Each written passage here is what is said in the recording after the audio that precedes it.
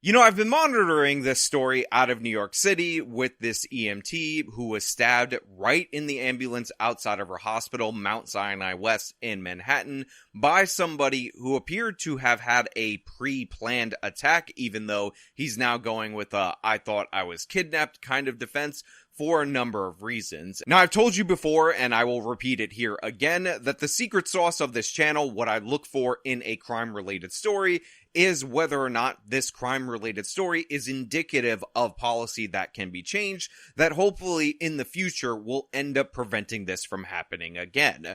Also, sometimes there are personal connections to the story, which is one of the things that I'm going to get into throughout this story. But first, thank you to everybody who signed up over at actualjusticewarrior.com/join. Give me the money. Give me the money. Okay? And thank you to my podcast listeners, Spotify, Apple, and Google's podcasting platform. EMT, who police say was stabbed by a patient that she was treating in an ambulance, was released from the hospital today to cheers from her colleagues.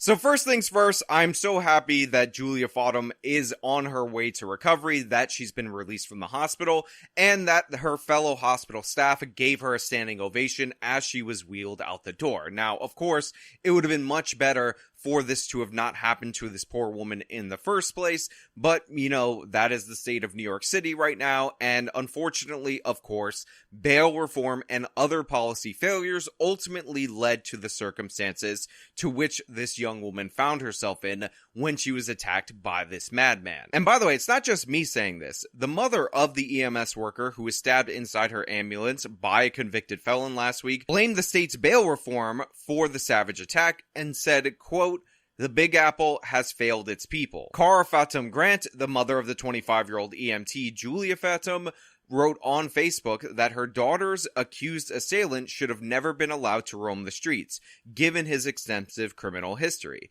Fact, Rudolph Rudy Garcia, 48, of the Bronx, had 8 prior arrests, including criminal possession of a weapon, assault, menacing with a weapon, drugs, burglary, and assault on a police officer. Fatum Grant wrote in the Post. He has been released back into civilization 8 times. New York has failed its people, she added. How is your bail reform working? Now, obviously, I don't disagree with this woman at all, in any way, shape, or form, but I do want to add that she also thanked people who supported her daughter, not just on the GoFundMe, which is at $42,000 at the time of me recording this video, but for sending their kind words, their best wishes, and all that. By the way, the GoFundMe for this girl, who is still recovering, will be linked in the description of this video if you want to donate. But her message about bail reform is true. Her message about this criminal being released over and over and over again is solid. And the fact of the matter is, it used to be if you assaulted a police officer, if you assaulted somebody with a deadly weapon, if you threatened people, if you burglarized or whatever, those would be used as enhancements in order to make sure you don't see the sunlight for a very long time. Julia Fodum was discharged from Mount Sinai West following EMTs carried signs saying, "We're here from you." Fellow EMTs, I should say. Investigators say last week, patient Rudy Garcia pulled out a knife and stabbed Fodum several times in the leg and stomach as their ambulance arrived at the hospital. But this guy was allowed over and over and over again to be released, in part due to the fact that he committed some of these crimes in Manhattan. Let's be honest, DA Alvin Bragg's first memo said that he didn't want to put anybody in jail unless they murdered somebody or committed attempted murder, and he's kind of living up to that with the way that he's downgrading charges, nearly 60% since he's took office, a big upgrade from the previous administrations in terms of downgraded felonies, and these are the results of those policies. And by the way, this isn't the first EMS or EMT worker to be attacked in this instance. In fact, the numbers are quite startling for the number of workers in this field being attacked this year in the city of New York. According to the FDNY, there have been 121 attacks on FDNY EMTs so far this year. Look, we're in July, and the fire department for the city of New York says that 121 of their EMTs are being attacked, which is not to be confused with the EMTs that work for hospitals, like, by the way, I'm assuming this girl worked for because she's over at Mount Sinai. They would actually not be a related EMT organization. So the attacks are probably much, much more. And again, we're not even that far past the halfway mark during the course of the year. And what's even crazier about this is that this is a neighborhood that used to be really nice. And one of the reasons why I know for a fact that this neighborhood used to be really nice is because I would walk by this hospital every day for years as I attended university, because John Jay College of Criminal Justice, if we go to the Google map, has 2 buildings surrounding this area, located directly across the street from where this crime happened, and the main building of John Jay is located right across the street from the front entrance of this hospital. As you can see, the ambulance station is on 59th Street between 9th and 10th Avenue, and all you have to do is flip it around, and this was the North Hall building at John Jay College. Now, I remember they were thinking about selling this building at the time that I went there, so I don't know if they've actually done that at this point. I don't keep up with my university like that.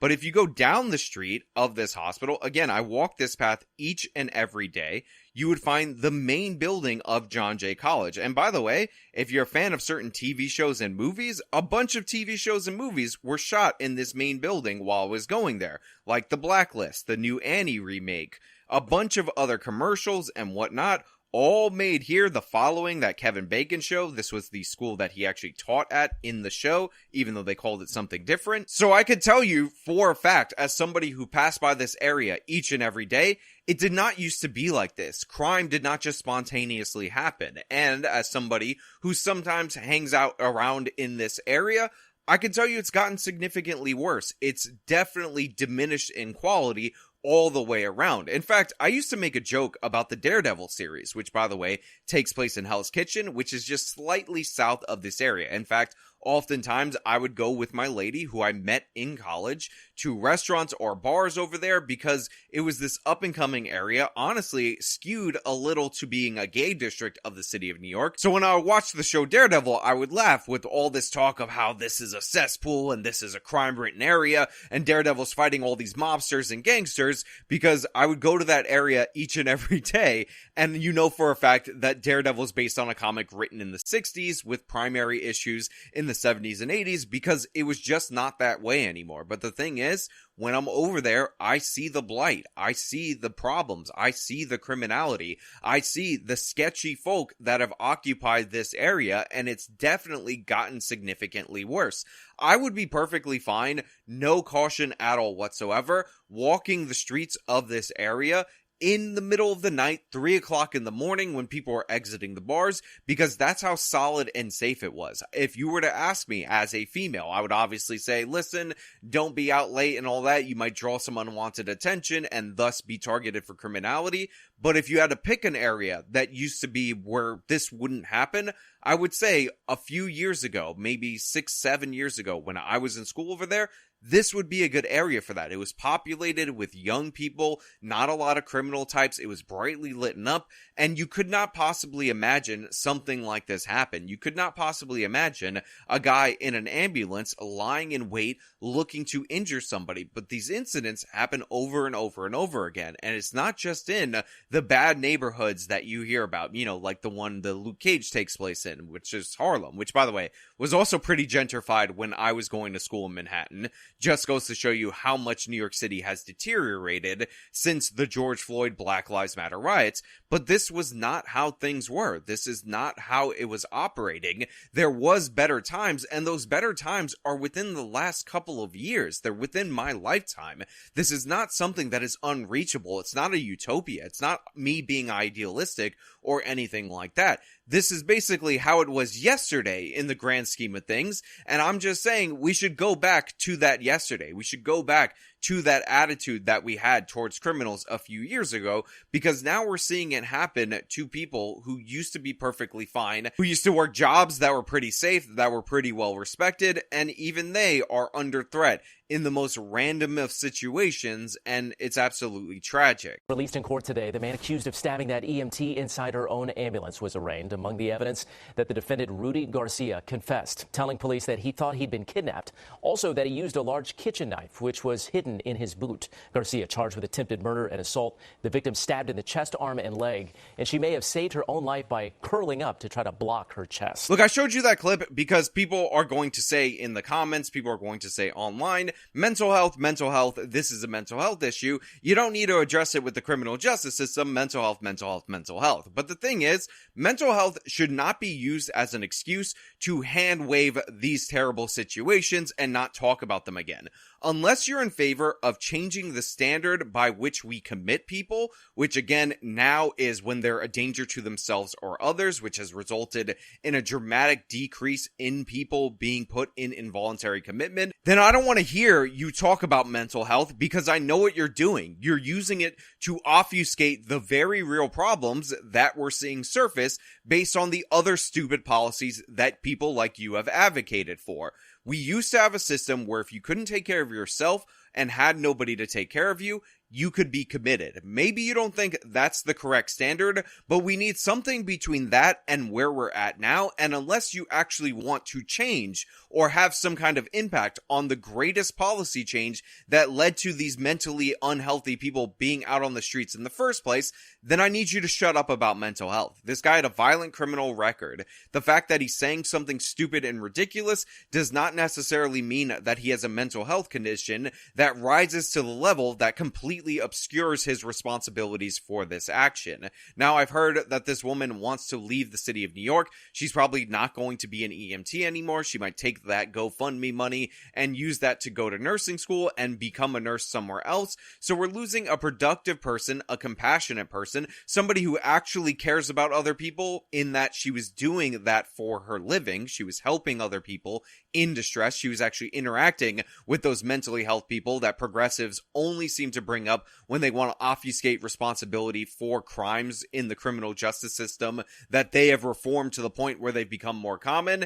And I feel bad that it's a loss of her in that field, but I do wish her well in the future. And again, I will link her GoFundMe in the description box of this video. Look, time and time again, we're told these myths about the American criminal, that they're these poor Aladdins that just need to have the root causes addressed because honestly, they're kind-hearted and good people that are hardworking. That's just bad luck. And that was what led them to be criminals. But the reality betrays that narrative because what do we see when we actually look at the victims of these crimes? Faugham didn't speak, but her parents talked about learning what happened to their daughter.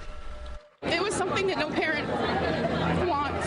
It was terrifying because you really don't think that it's ever going to happen to you. Today we feel blessed that our girl is alive. Those are the people who turn out to be working class, the people working in these stores that are being assaulted by these retail thieves. Those are the people who tend to be compassionate. Doesn't get more compassionate than becoming an EMT, an EMS worker, going out in an ambulance and trying to save people's lives on a day-to-day basis. And those are the people who are suffering these attacks. Over and over and over again, the good, kind people that were told by the progressive left would just turn to criminality as soon as circumstances just got a little bit worse.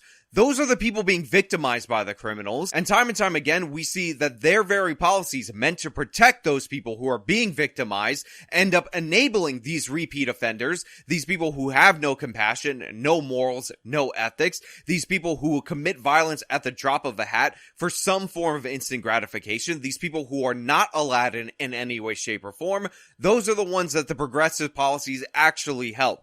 This woman would have been okay. She would have been perfectly fine if we had a sensible bail law. If we had a law that said, you know what? You commit 8 assaults, you carry deadly weapons on you during the course of those crimes, you burglarize people, you harass people, you menace people, you commit all of these crimes, and you get held in jail. We actually put you behind bars. And if you have a mental health issue, then we put you in a mental health facility where you cannot leave because we have to get you off the streets. This was not compassionate. There was nothing noble about this. There was nothing honorable about this. And this poor girl almost died because of it. But hey, those are just my thoughts. They happen to be 100% right in every possible way.